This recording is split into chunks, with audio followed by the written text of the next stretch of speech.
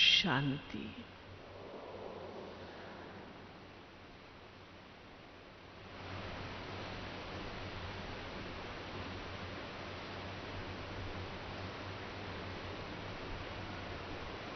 बाबा के हम बच्चे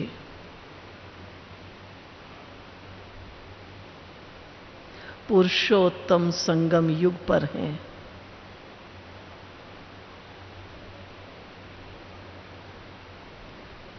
और सारी दुनिया कलयुग में है। आज के संसार में पर्सनैलिटी बहुत महत्व रखती है। छोटे से छोटा बच्चा भी ये जानता है कि ये फलां व्यक्ति की पर्सनैलिटी कैसी है।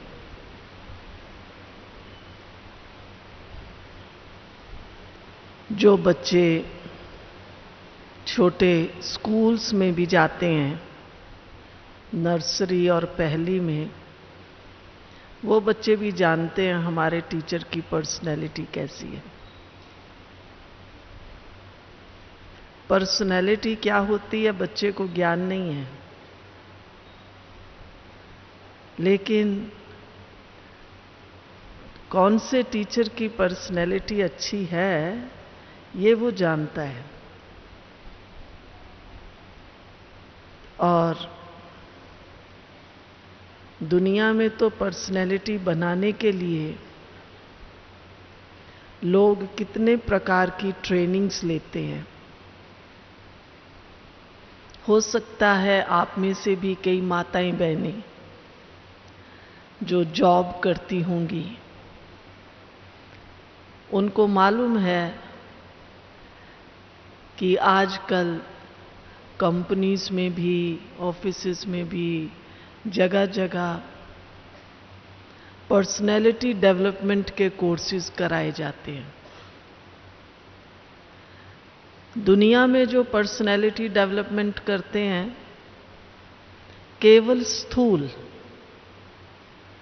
बाल कैसे बनाने हैं, कपड़ा कैसा और कौन सा पहनना है, चलना कैसे है, कौन से कलर के साथ किस कलर का मैच है,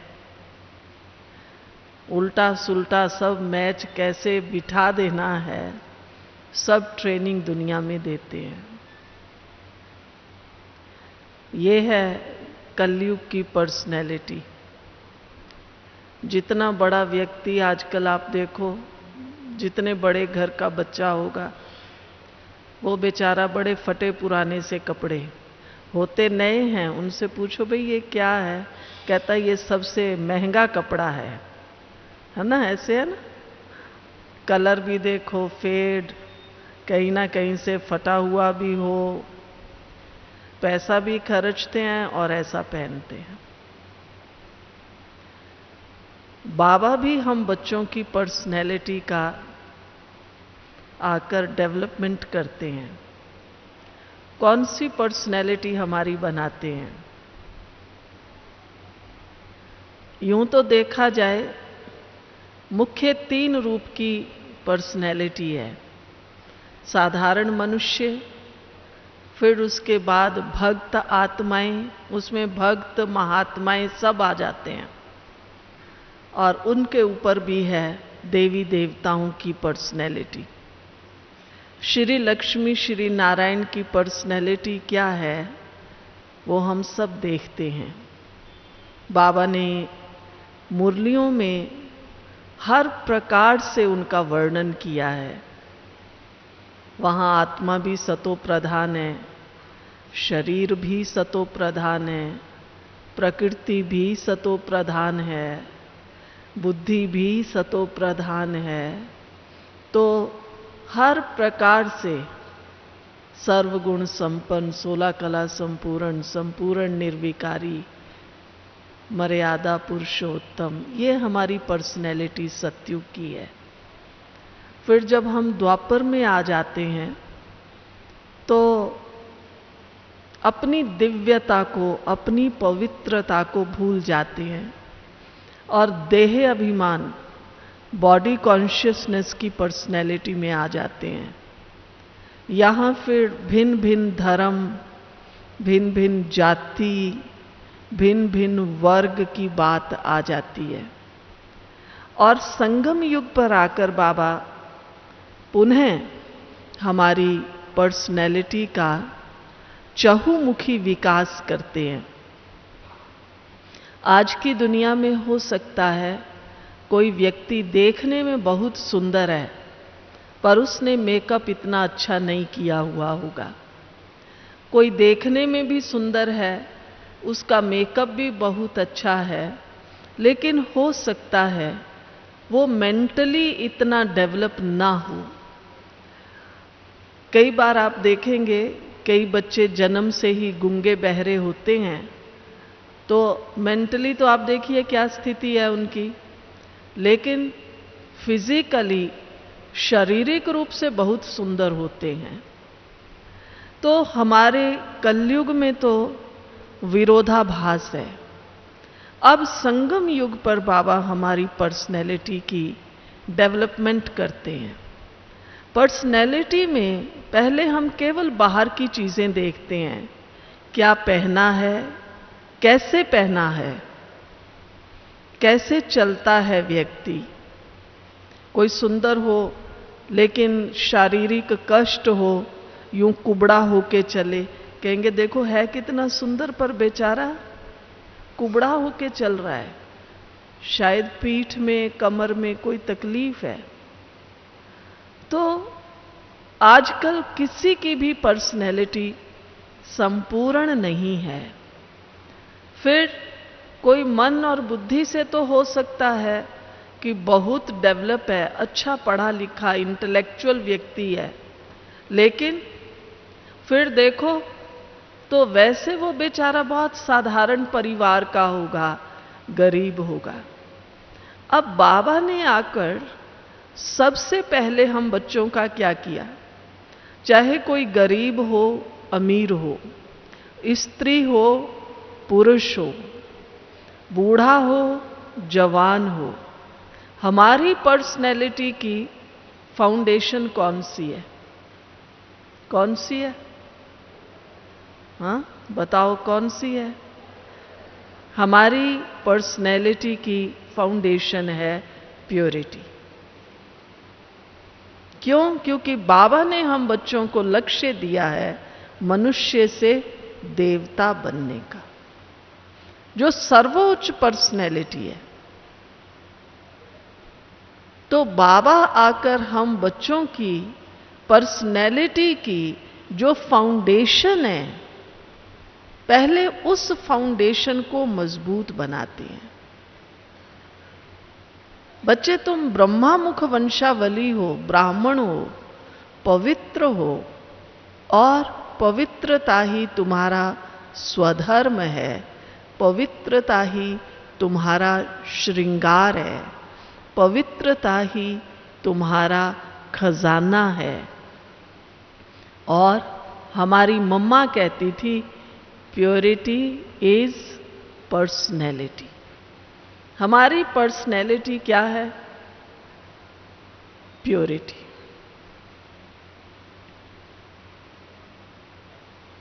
बाहर के मेकअप की बात नहीं है,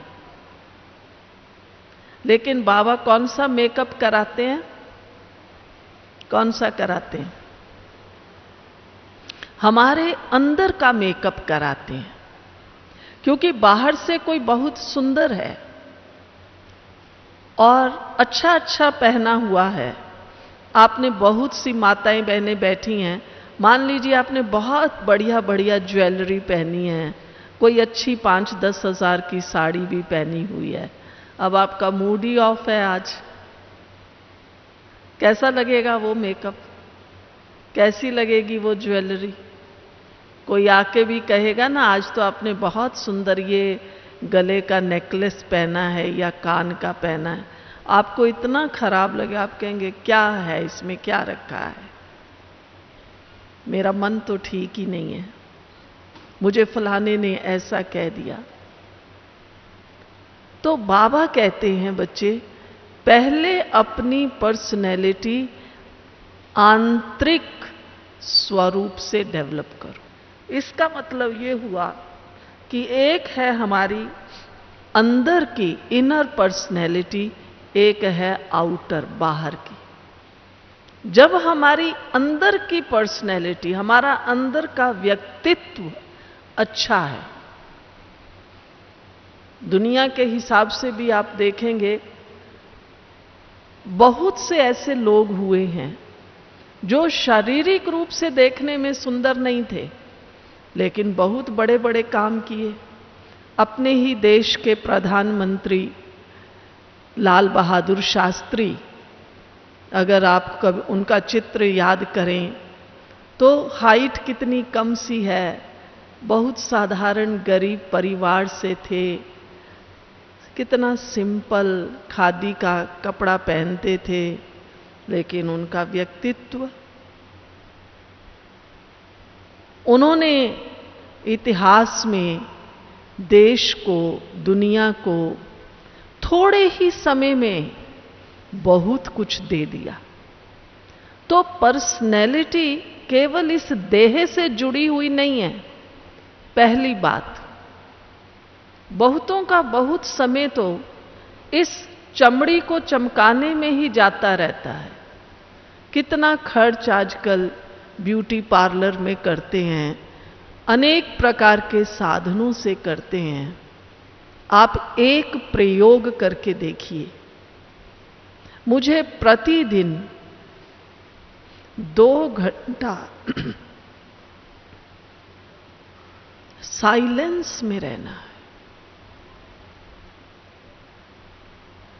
ऐसे नहीं मैं रात को सो गई तो साइलेंस में थी, वो नहीं। दोपहर को सो गई तो साइलेंस ही है। कोई कोई कहते हैं बहन जी मैं तो घर में अकेली हूं, कोई है ही नहीं, तो मेरा तो साइलेंस है। इसको साइलेंस नहीं कहते हैं। साइलेंस का मतलब है आपका चिंतन उस समय पावरफुल चिंतन। आप बाबा की मुरली पढ़ रहे हैं, उसका अभ्यास कर रहे हैं, ये साइलेंस है। आप बाबा के दिए हुए किसी स्वमान पर अपने मन बुद्धि को, दिल दिमाग को स्थिर कर रहे हैं, वो स्वरूप बन रहे हैं, ये साइलेंस है। तो 2 घंटा मुझे क्या करना है? क्या करना है? साइलेंस में बैठना।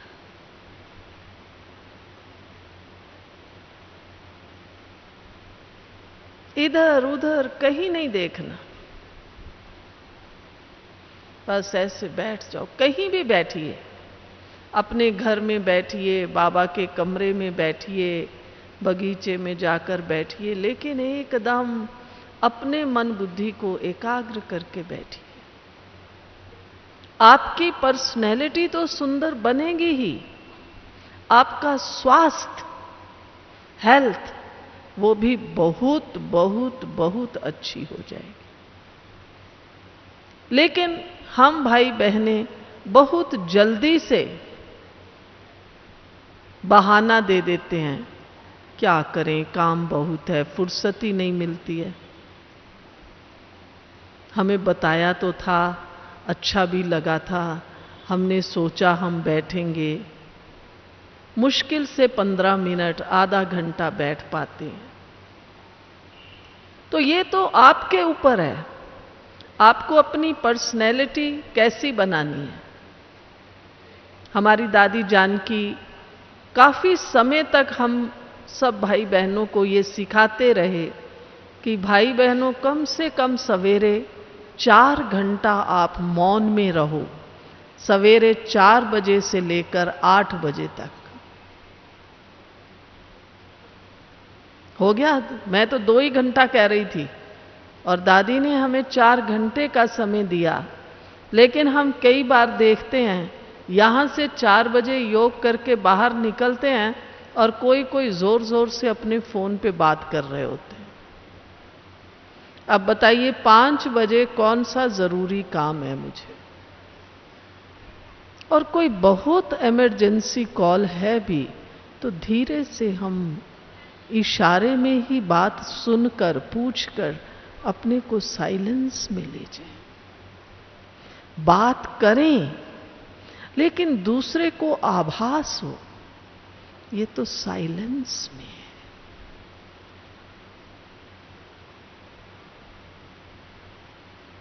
तो अब आप बताइए 2 घंटा साइलेंस में रहना आसान है या मुश्किल है?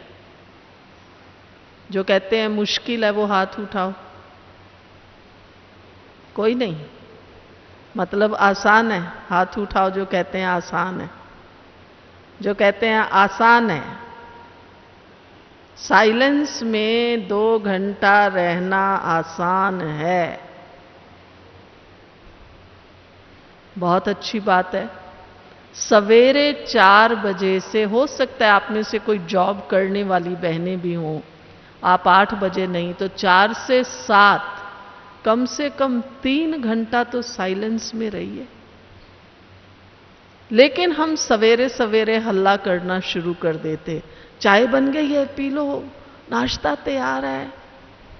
अगर हम गृहस्थियों की तरह, आप गृहस्थी हैं गृहस्थी? गृहस्थी हैं जो हो हाथ उठाओ। आप गृहस्थी हैं? देखो फेल हो गए ना। कौन हो आप, गृहस्थी हो ट्रस्टी हो? तो आपने तो हाथ उठाया, गृहस्थी हैं।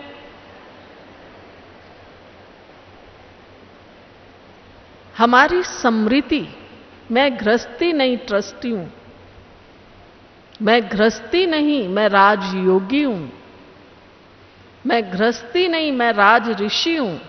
पहले ये पक्का करो।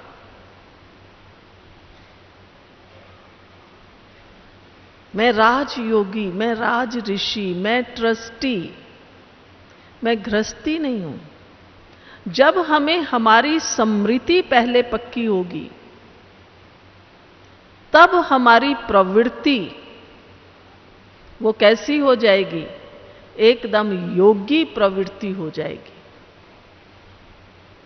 आप गृहस्थी हैं तो फिर गृहस्थियों की तरह काम भी करेंगे, आप गृहस्थियों की तरह जोर जोर से बोलेंगे भी। और अगर आप समझेंगे मैं ट्रस्टी हूं, मैं योगी तू आत्मा हूं, मैं राज ऋषि तू आत्मा हूं, तो आपका बोलचाल एकदम बदल जाएगा। जैसे अभी आप मधुबन में आए हैं तो देखने में आता है, अधिकतर सब समझते हैं हम बाबा के घर में जा रहे हैं, तो हमें कैसे कपड़े पहनने हैं? कैसे पहनने हैं? सफेद पहने हैं ना सबने, सफेद। कुछ कुछ को छोड़ दो। तो जैसा स्थान है वैसा वेश अपन अपनाते हैं ना।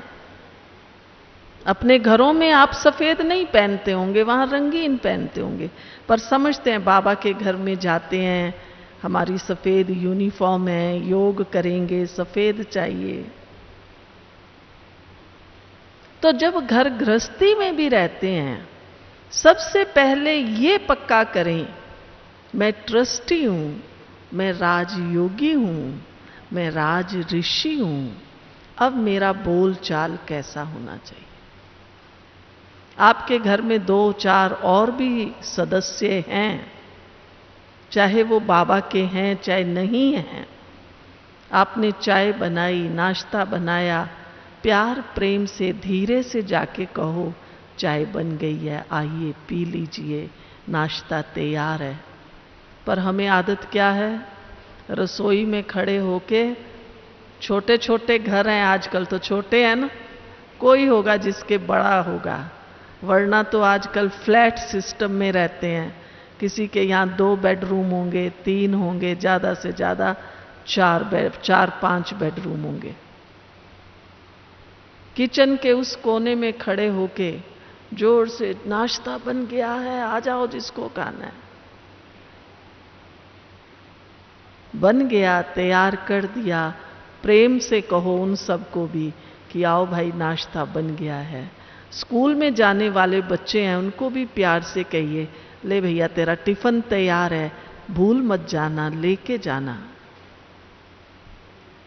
क्योंकि मेरी पर्सनैलिटी की पहचान, पहली पहचान कौन सी है? पर्सनैलिटी की पहली पहचान मेरी वाणी है। हम देखने में कितने भी सुंदर क्यों ना हो, मेकअप कितना बढ़िया से बढ़िया क्यों ना किया हुआ हो, कपड़ा हजारों का क्यों ना पहना हो, ज्वेलरी लाखों करोड़ों की क्यों ना पहनी हो, लेकिन मेरी वाणी कैसी है? अगर मेरी वाणी, मेरा बोल दुख देने वाला है तो मेरा सारा मेकअप क्या हो जाएगा? भक्ति में भी देखो, मंदिर गुरुद्वारे में लोग जाते हैं तो क्या करते हैं? क्या देवी देवताओं का जाकर वो रूप देखते हैं कि आज कौन सा श्रृंगार है, कौन सा कपड़ा पहना है? वो तो देवी देवता जो उसका इष्ट है उसके आगे खड़े हो जाते हैं और कहते हैं मेरा ये काम हो जाए, मेरा ये कष्ट टल जाए। हम भी बाबा के बच्चे हैं। बाबा ने कल परसों भी याद दिलाया, तुम सुख कर्ता के बच्चे हो। लेकिन शायद ये तो हमें भूल ही जाता है। प्रैक्टिकल में बुरा ना माने, ऐसा लगता है प्रैक्टिकल में तो हम दुख कर्ता के बच्चे हैं, सुख कर्ता के नहीं हैं। खुद भी दुखी रहते हैं और दूसरों को भी दुखी करते हैं। आप क्या सोचते हैं, जब कोई कड़वा बोलता है तो वो पहले कड़वा बोलता है या उसके कड़वाहट पहले अंदर में आती है? कोई जोश से बोलता है, गुस्से से बोलता है, तो वो गुस्सा केवल वाणी में है या अंदर में है? अंदर में है ना। तो दुख कहां शुरू हो रहा है? पहले मेरे अंदर में। मान लो मेरा आपसे झगड़ा हो गया, गाली गलौच हो गया, उल्टा सुल्टा बोल दिया, पहले कष्ट, पहली गंदगी कहां है? तो मेरी पर्सनैलिटी आपको कैसी लगेगी?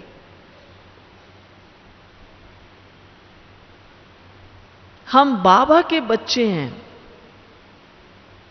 हम क्या करेंगे? क्या करेंगे? पहली बात, सवेरे 3-4 घंटा मौन में रहेंगे। क्या करेंगे? कौन कौन रहेंगे?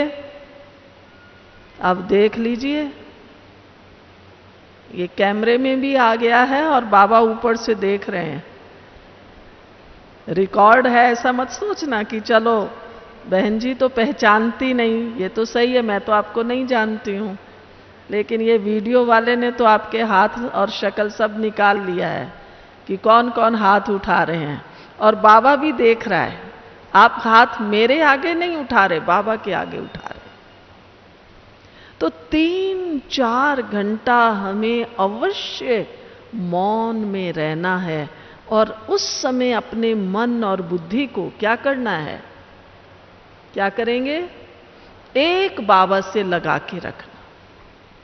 मान लीजिए आपको परिवार में कोई समस्या भी है, उस समय आपका बच्चा, आपका पति, आपकी बहन, आपकी माँ, आपका भाई कोई आपकी बात को नहीं मान रहा है, आप बाबा को बोलो, बाबा ये आत्मा है ना, इसको भी थोड़ी सुख शांति दो। मन ही मन बाबा से कहो, उसको मत कहो तुम ऐसे हो, तुम ऐसे हो। बाबा को सुना दो, लेकिन खुद मौन में रहो। राजयोगी जीवन में मौन का बहुत महत्व है। हमें दादियां सुनाया करती थी, यज्ञ में भी कुंज दादी हमें सुनाती थी। एक बार बाबा ने 1 महीना सब यज्ञवासियों को मौन में रखा था, जब ये सब कराची में रहते थे। बाबा ने कहा सब 1 महीना मौन में रहेंगे। 300 साढ़े 300 भाई बहनें इकट्ठे रहते थे और मौन में सारी कारोबार चलती थी। तो इतना बड़ा परिवार मौन में चल सकता है, क्या हमारा छोटा परिवार मौन में नहीं चल सकता? क्या विचार है? अभी आप देखो, आप बाबा के घर में आए हैं, यहां से निकल के बाहर जाते हैं, कितनी भीड़ होती है या नहीं होती है? हम सब इकट्ठे बाहर निकलते हैं। बाहर कोई पुलिस वाला होता है क्या? आप अपने अपने शहरों से आए होंगे, यहां भी कार भी चलती है, बाइक भी चलता है, पैदल वाले भी चलते हैं, लेकिन सब अपने अपने आप को खुद व्यवस्थित करके चलते हैं। पुलिस की आवश्यकता नहीं है। प्रैक्टिकल हम देखते हैं ना। इसी प्रकार से अपने छोटे से परिवार को भी योग बल से चलाएं।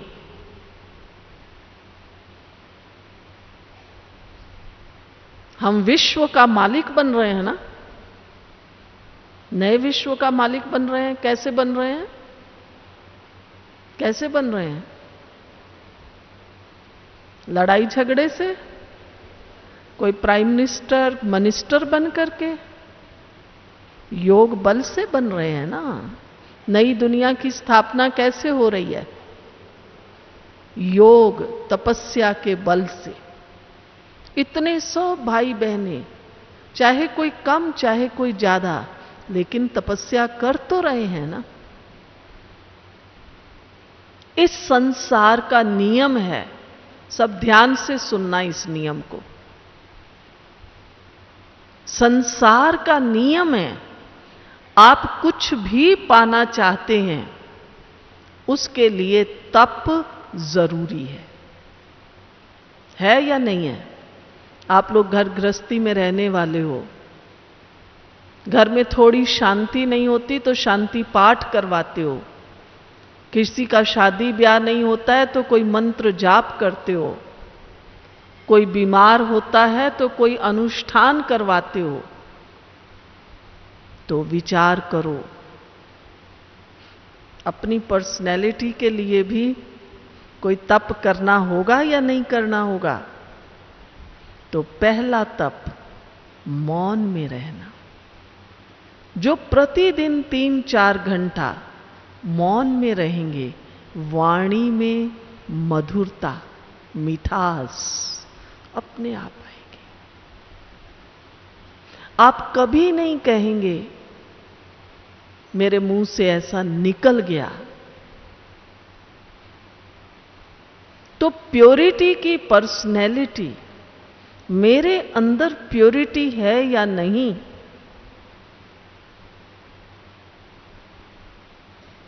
हम बाबा के बच्चे हैं, ब्रह्मचर्य व्रत का पालन करते हैं,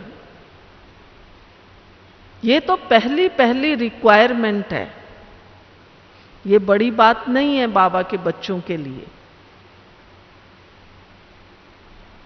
लेकिन मानसिक रूप से, बौद्धिक रूप से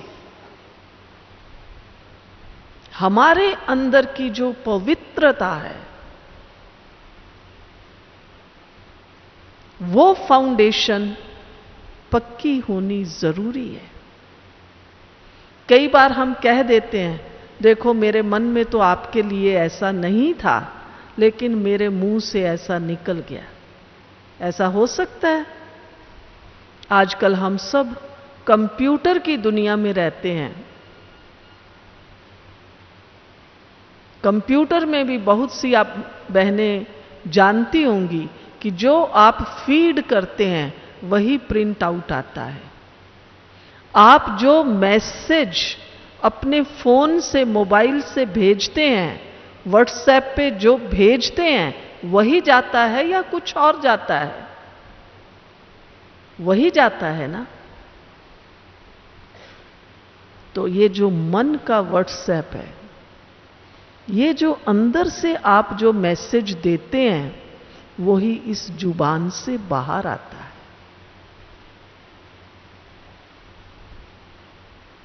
इसलिए मेरे मन के भाव शुद्ध बने, शुभ बने, श्रेष्ठ बने।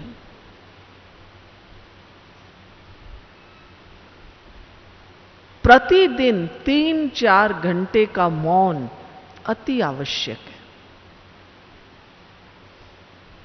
भक्ति के हिसाब से भी अभी कौन से महीने आने वाले हैं? सावन, भादो, जिसमें लोग शिव की ही पूजा करते हैं। हमें पूजा तो नहीं करनी है, हम शिव बाबा के बच्चे हैं। अपने इस स्वमान को पक्का करके, बाबा की एक अव्यक्त मुरली भी है जिसमें बाबा ने कहा, बच्चे कभी ऐसा प्रोग्राम बनाओ, 1 महीना मौन में रहो, उससे बहुत प्राप्तियां हो सकती हैं। ऐसा नहीं सोचना, कई बार कई सोचते हैं हमारे यहां थोड़ी ना कोई मौन वगैरह होता है। एक अव्यक्त मुरली में बाबा ने कहा हुआ है। तो हम 1 महीना मौन में नहीं रह सकते, कम से कम प्रतिदिन 3-4 घंटा तो मौन में रहें। तब हमारे अंदर योग बल जमा होगा। जैसे आप पैसा कमाते हैं,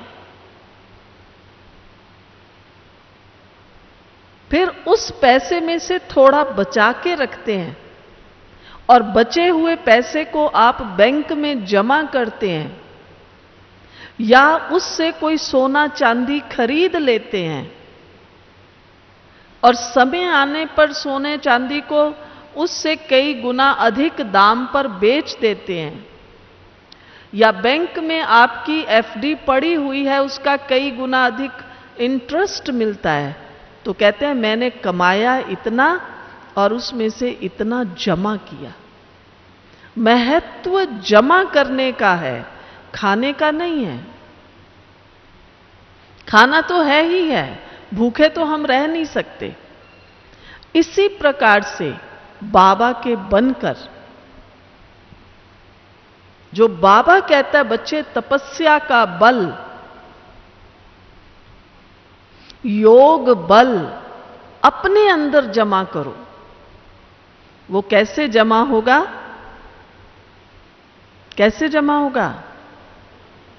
जब हम मौन में रहेंगे। हमारी इस वाणी को थोड़ा विराम लगे। आपने नोट किया होगा, जब आप सवेरे सवेरे उठते हैं रात भर की नींद करके, तो आपने कभी देखा है उस समय हमारा चेहरा कैसा हो जाता है? नींद से उठते हैं तो कितना फ्रेश चेहरा लगता है, और आवाज, नींद से उठ के एकदम झगड़ा नहीं कर सकते ना, आवाज में भी आने में टाइम लगता है। तो जब हम साइलेंस में रहते हैं तो हमारे मन और बुद्धि की पर्सनैलिटी, जब अंदर से पर्सनैलिटी डेवलप है तो बाहर की पर्सनैलिटी अपने आप अच्छी हो जाती है। जैसे आप अगर नहा के आएंगे और आपको कोई कहे यही मैले कपड़े कल वाले आज पहन लो, पहनेंगे? कहेंगे भाई नहाने के बाद ये गंदे कपड़े कैसे पहनेंगे, चाहे फटा हुआ साफ कपड़ा पहनेंगे। जब हमारे अंदर मन और बुद्धि का शुद्धिकरण होता है, साइलेंस में रहते हैं, शुभ भाव में रहते हैं, तो हमारी पर्सनैलिटी डेवलप होती है। मम्मा की विशेषता कौन सी बताते हैं? कि मम्मा बहुत कम बोलती थी। बाबा भी जो कहते थे तो मम्मा बस जी बाबा। और हम कितना बोलते हैं? कितना बोलते हैं?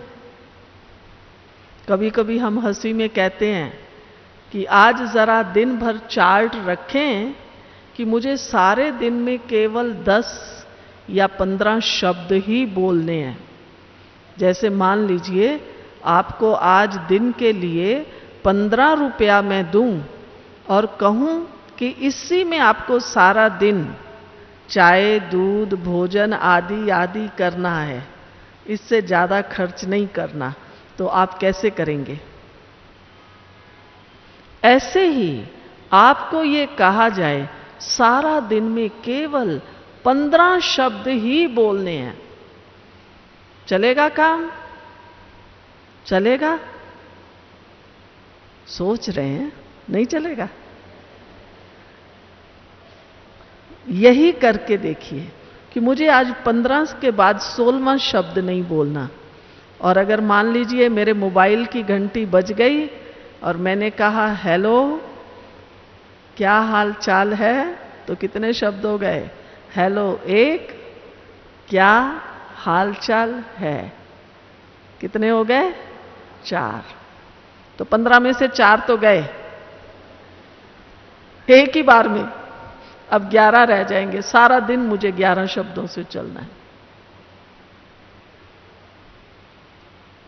जब मेरे ये पूरे 15 खर्च हो जाएंगे तो मेरे पास नहीं है, कोई उधार नहीं देगा। तो समझ में आई बात? प्रतिदिन अपने लिए अलॉट करो, मुझे आज बस 2 शब्दों में ही चलना है। 2 शब्द माना हां या ना, ज्यादा नहीं बोलना है, डिस्कशन में नहीं जाना है। तब हमारे अंदर पवित्रता का बल जमा होता है, तब हमारे अंदर साइलेंस की पावर जमा होती है, फिर हमारी पर्सनैलिटी डेवलप होती है। हमारा जो सबसे बड़ा लीकेज है, खर्च हो रहा है, कहां हो रहा है? आपने एक बाल्टी नल के नीचे रख दी, लेकिन उस बाल्टी में इतना बड़ा होल है, छेद है, नल भी खुला है, अरे ये भर नहीं रही, भर नहीं रही, भर नहीं रही, अरे इसके नीचे तो छेद है, पानी बह रहा है, बह रहा है, बह रहा है। ऐसा नहीं सोचना अच्छा अभी चलो 10-15 दिन तो हमारे घर में कोई बीमारी है, कोई मेहमान आए हैं, 15 दिन के बाद मैं एकदम मौन में रहूंगी। ऐसे नहीं करना है। मुझे आज से, अभी से ही अपना 3 घंटा 4 घंटा मौन में बाबा की याद में रहना।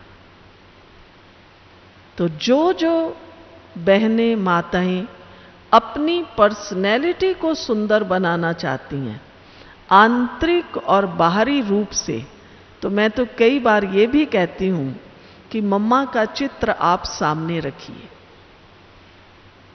आपने कभी गौर से मम्मा के चेहरे को देखा नहीं होगा।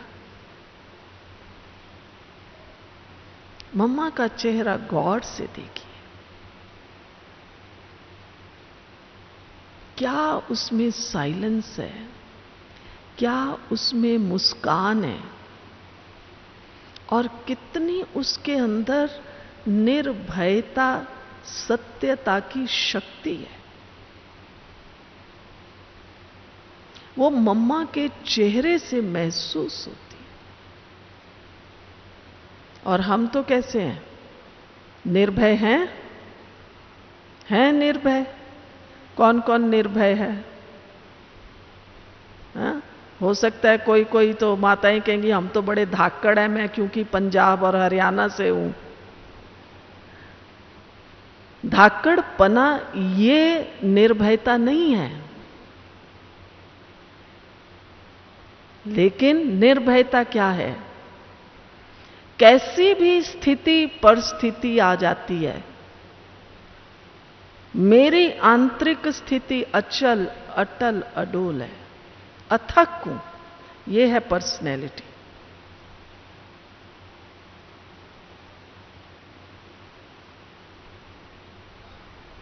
अब अथक, अचल, अटल, अडोल कौन कौन है? अब उठाइए हाथ। पहले तो बहुतों ने हाथ उठाया। मैं निर्भय हूं, है अभी भी कोई कोई। तो निर्भय माना स्थूल बात नहीं है, वो तो होता ही है, अच्छी बात है आप स्थूल रूप से निर्भय हैं। आंतरिक रूप से कोई स्थिति परिस्थिति आ जाती है, बाबा कहता है अम्मा मरे तो हलवा खाऊं, बीवी मरे तो हलवा खाऊं, तो कोई कढ़ाई चढ़ा के तो नहीं बैठेंगे ना। लेकिन मनोस्थिति ये है मेरी पवित्रता की शक्ति, पर्सनैलिटी, निर्भय, स्थिति परिस्थिति के आगे डावाडोल न हो, अथक। कोई कोई कह देते हैं मैं तो सहन कर करके बस थक गई हूं, इसको क्या कहेंगे? अथक।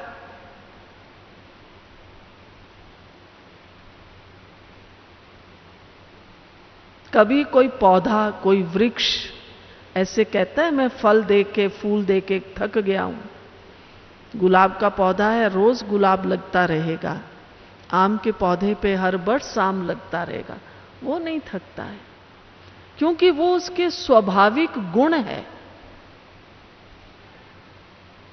मुझ आत्मा का भी ये स्वाभाविक गुण है।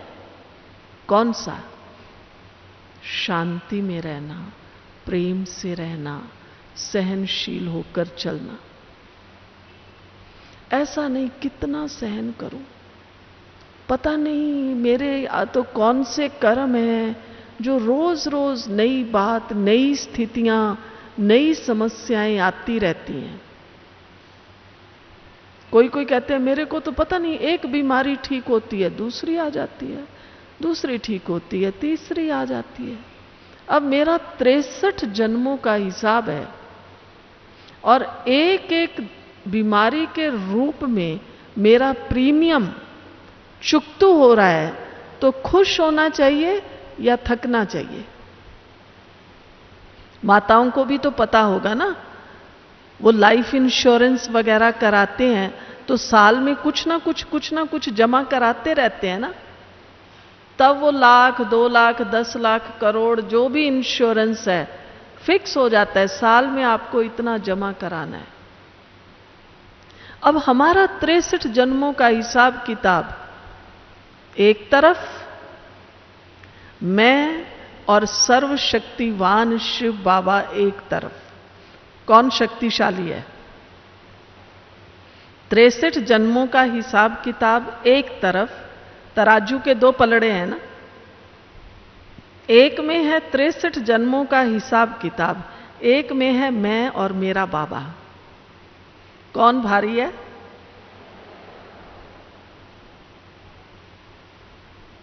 सोच लो। तो ये पक्का करो आज से, मैं कौन हूं? साकार में बाबा बहुत कहते थे, बाबा को बच्चे कैसे चाहिए? अचल, अटल, अडोल, अथक। और हम कैसे रहते हैं? आजकल तो जिसको देखो कहेंगे थके हुए हैं, पता नहीं टेंशन बहुत है। आप बताओ फिर हमारे में और दुनिया वालों में क्या अंतर है? हमारे में भी टेंशन है, दुनिया वालों में भी टेंशन है। वो भी थके थके हैं, मैं भी थकी थकी। हम थके हुए इसलिए हैं क्योंकि हम बोलते बहुत हैं। चाहे आप दादी जानकी को देख लें, बड़ी दादियों को देख लें, हमने करीब से देखा है। काम होगा तो बोलेंगे, नहीं तो शांत अपनी ज्ञान योग की स्टडी में लगे रहेंगे। हमने चंद्रमणि दादी जी को देखा है, कईयों की समस्याओं का हल किया करते थे, लेकिन जब फ्री होते थे, दादी को कमर में दर्द होता था, तो भी दादी बिस्तर पर लेटे लेटे ऐसे ढेर मुरलियां रख लेती थी, पढ़ती रहती थी। और कई बार हम हंसते थे कि दादी अगर मैं लेट के मुरली पढ़ूं तो क्या होगा? क्या होगा? करके देख लेना। 2-4 लाइन पढ़ेंगे, शायद 5वीं लाइन के बाद तो गए परम धाम में। पर हम बहुत बार देखते थे दादी लेटे लेटे मुरली पढ़ती ही रहती थी, पढ़ती रहती थी।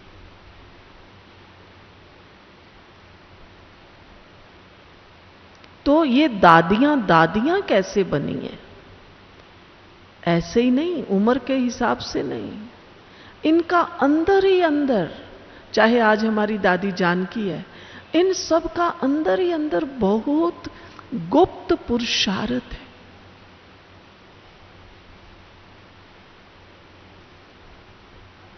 अगर हम गुप्त पुरुषार्थ नहीं करेंगे तो हमारी पर्सनैलिटी कैसे बनेगी?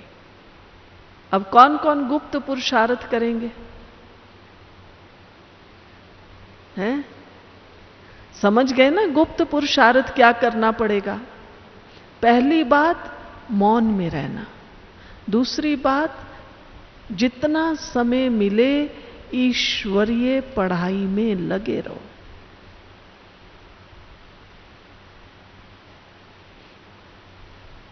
और अगर आप में से भी कोई बाबा के ऐसे बहादुर बच्चे निकलें, कम से कम 1 महीना नहीं तो 11 दिन 20 दिन मौन रख के देखिए। मुझे मौन में ही रहना है। हमने तो भक्त भी देखे हुए हैं जो कहेंगे कार्तिक मास है, मौन में रहना है।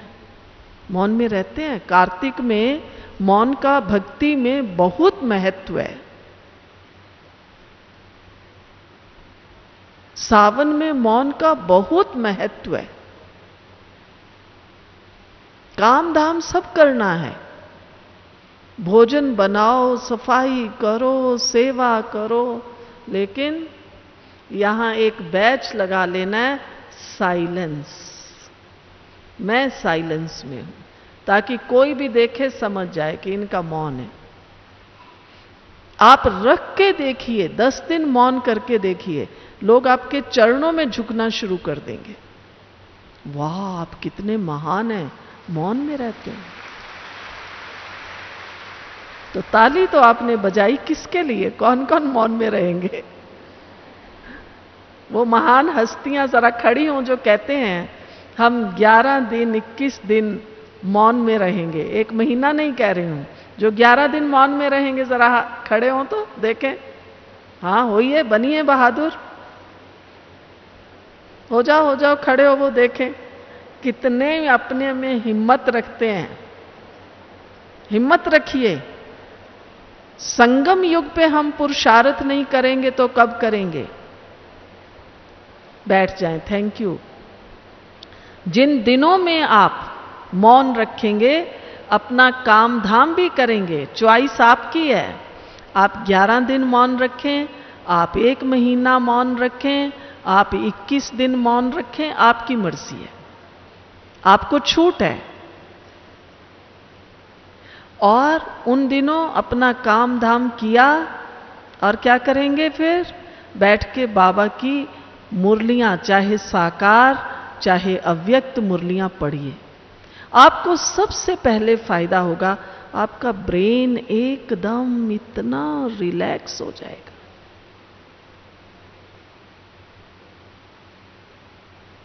शरीर भी आप 2-3 दिन के बाद देखेंगे, आपको लगेगा सारी जीवन भर की शायद थकान मिट गई है। थकान मिट जाएगी आपकी। और हर घड़ी बाबा मेरे साथ है, आपको ये अनुभव होगा। हमारे संस्कार बहुत सुंदर दिव्य बन जाएंगे। बाबा तो कहते ही हैं, सत्युग आया कि आया, आप सब मौन रखेंगे तो सचमुच आप महसूस करेंगे सत्युग आया कि आया। क्योंकि सत्युग में जाने वाले कौन हैं? हम बाबा के बच्चे हैं ना, कोई दुनिया वाले थोड़ी जाएंगे। तो हम बाबा के बच्चों को तैयार होना है। ये साइलेंस पावर, शुभ भावना की पावर, यही हमारी पर्सनैलिटी है। जिसके अंदर साइलेंस पावर है, जिसके अंदर शुभ भावना। ऐसे नहीं, मैंने कोई कहते हैं बहन जी ये फलाना मुझे बहुत तंग करता है ना, इसके साथ बनती नहीं है ना, ये सुनता, मैंने इसको 1 महीना शुभ भावना का दान दिया। इसको शुभ भावना का दान नहीं कहते। शुभ भावना माना मैं शुभ भावना का सोर्स हूं। जैसे सूर्य है ना, सूर्य कभी नहीं कहता है मैंने इनको 4 दिन जो है प्रकाश दिया।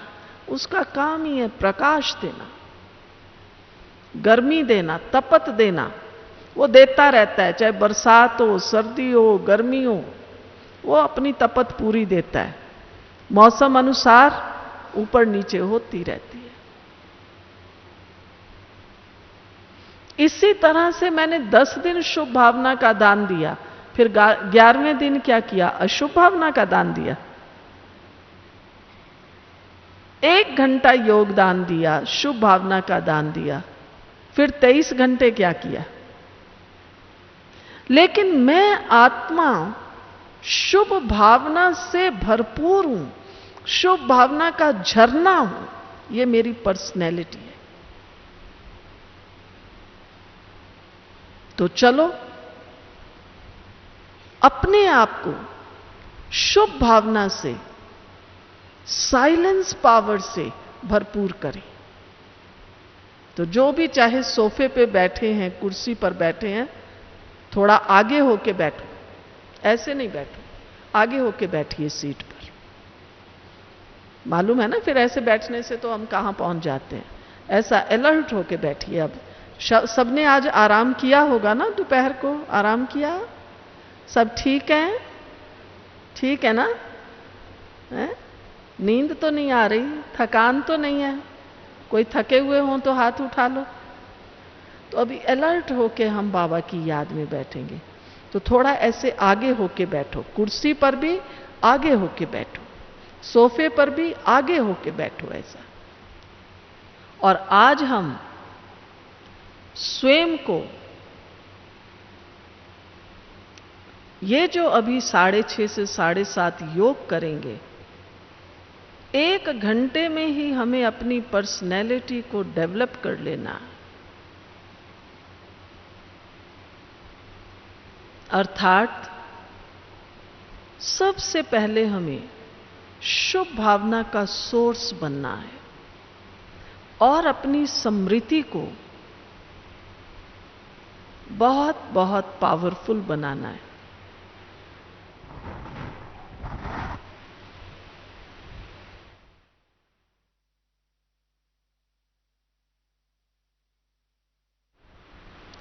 चलो चलें अपने मीठे प्यारे बाबा के पास।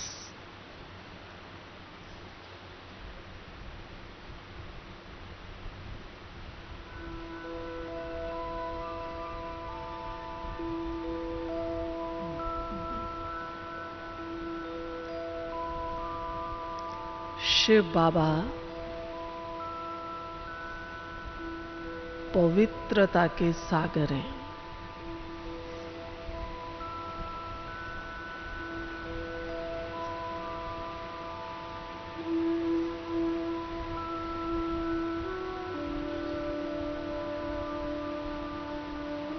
ज्ञान, शांति के भंडार हैं।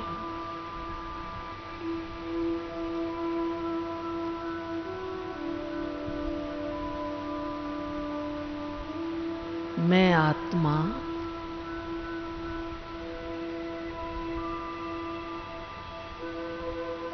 अति सूक्ष्म हूं।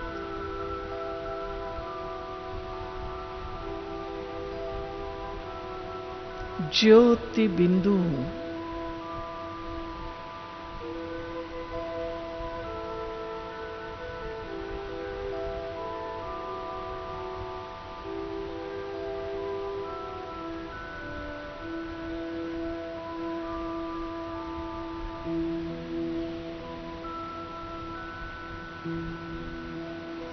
आज की ये पुण्य संध्या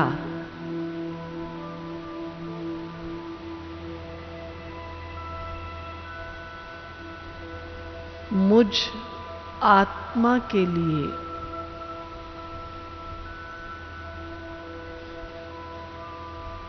भाग्य की लॉटरी लेकर आई है।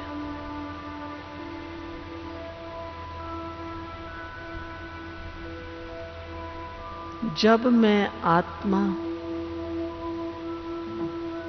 सर्वशक्तिवान, सर्व गुणों के भंडार,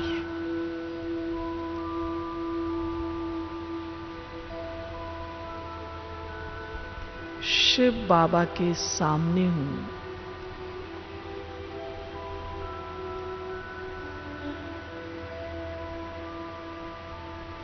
शिव बाबा के पवित्रता, ज्ञान, शांति, प्रेम की किरणें उतर उतर कर मुझ आत्मा पर आ रही हैं।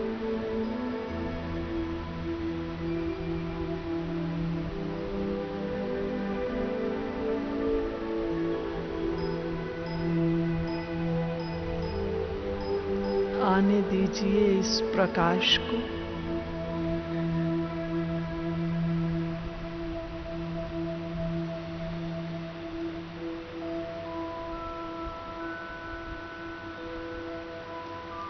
शिव बाबा के शक्तियों के प्रकाश से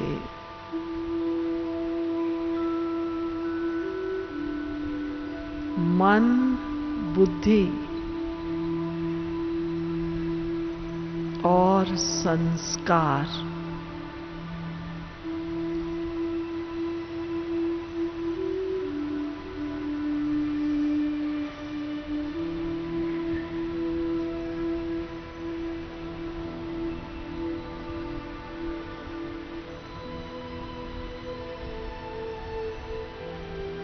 बहुत बहुत साफ, स्वच्छ, सुंदर, पवित्र बन गए हैं।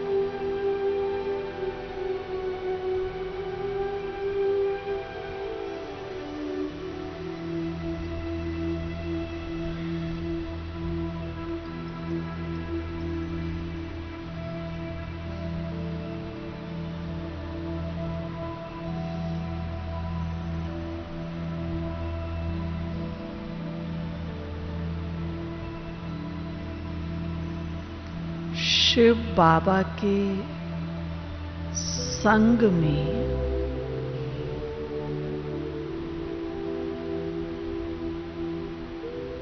मुझ आत्मा का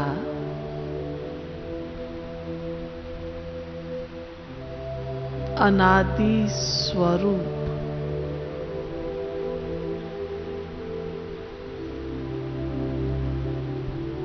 निखर आया है।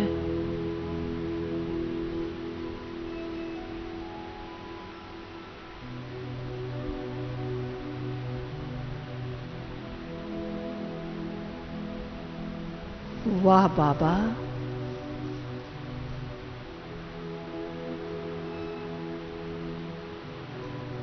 बाबा का प्रकाश,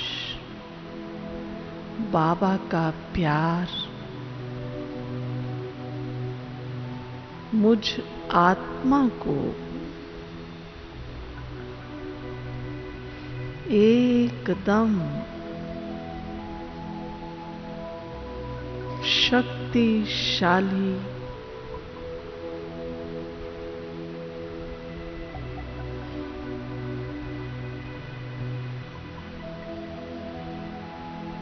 स्वच्छ,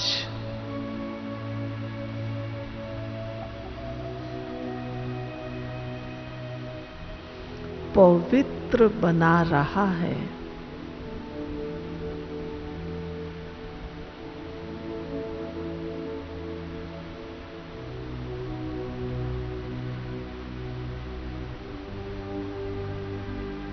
आत्मा के अंदर एक एक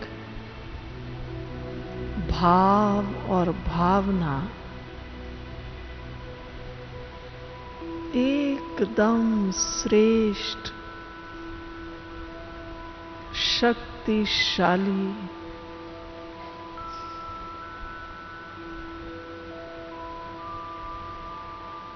पवित्र, शुद्ध बन गई है।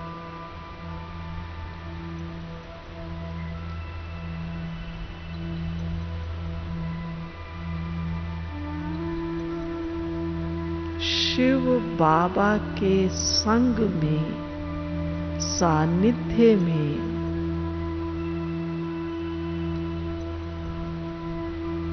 सारे विश्व को, प्रकृति के पांचों ही तत्वों को